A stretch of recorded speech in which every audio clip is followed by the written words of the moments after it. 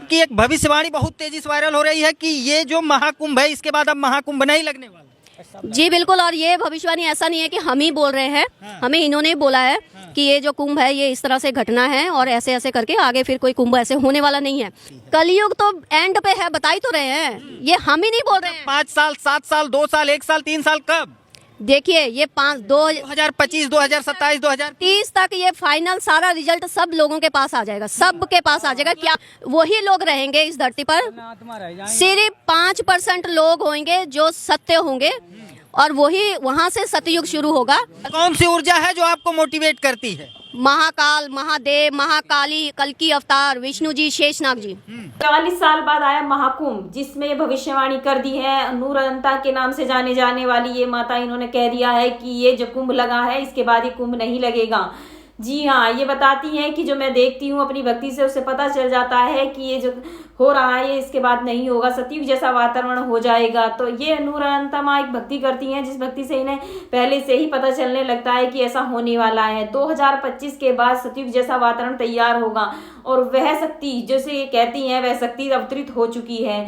तो ये किसके बारे में कह रही हैं ये भी हमें जानना बहुत जरूरी है। और सतयुग जैसा वातावरण इस टाइम पर जो बनने वाला है वो कैसे बनेगा, जिसके बारे में भविष्य मालिका पुराण में भी कहा हुआ है कि वह 3 टाइम की आरती करने वाले ही बच पाएंगे। तो ये भविष्य मालिका पुराण में भी कहा है। चलिए तो ये देख लेते हैं वो किसके लिए कहा है, ये वीडियो भी देखते हैं। चलिए, संत जी ने भविष्यवाणी की है। वैसे कलयुग की आयु 4,32,000 वर्ष की है, पर भविष्य मालिका में लिखा हुआ है कि 5,000 में कंप्लीट हो जाएगा। हम नहीं कह रहे, भविष्य मालिका का वक्तव्य है और श्रेष्ठ संतों की भविष्यवाणी है।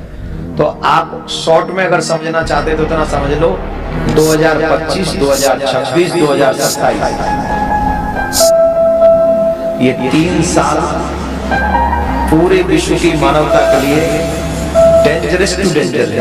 तो शास्त्रों में ये इस तरह से समझाई गई है कि ये कभी भी खत्म हो सकता है, कभी, और आजकल कभी नहीं, 2032 तक अंत होना है जरूर। इसमें कोई इशू नहीं है, इसमें कोई प्रॉब्लम नहीं, ये पूरा होगा।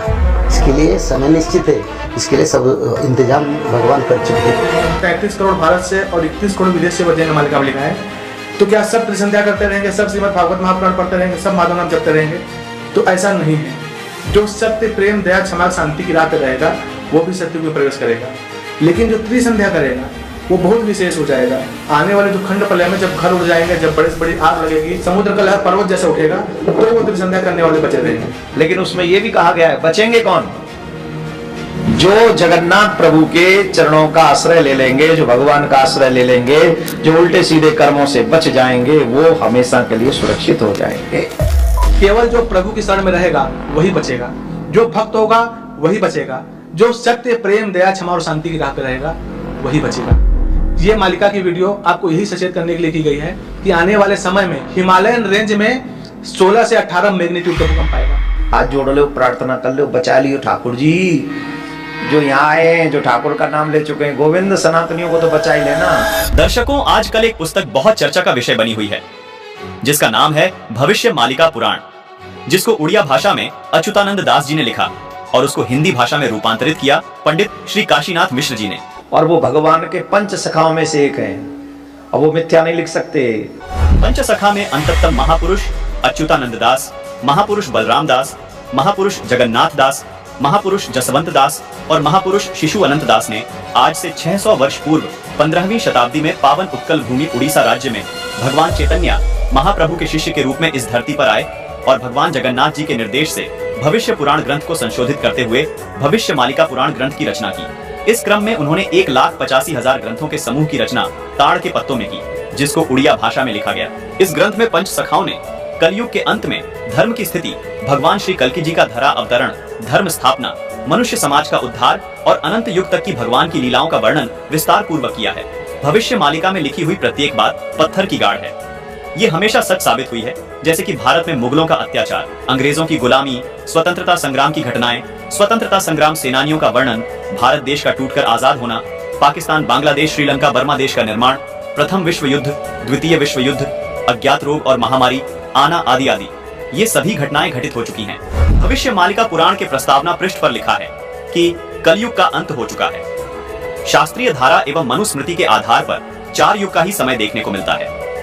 उन युगों के नाम हैं पहला सतयुग, दूसरा त्रेता युग, तीसरा द्वापर युग और चौथा कलयुग। इन 4 युगों के बाद एक गुप्त युग भी आता है जिसको अनंत युग या आद्य सतयुग कहते हैं। इस पुस्तक में बेहद हैरान करने वाली बातें लिखी हैं।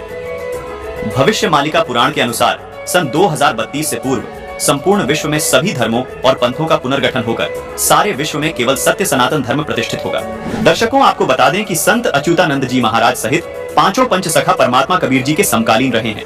1480 से 1518 तक इन महापुरुषों का जीवन काल कबीर परमात्मा के समकालीन रहा।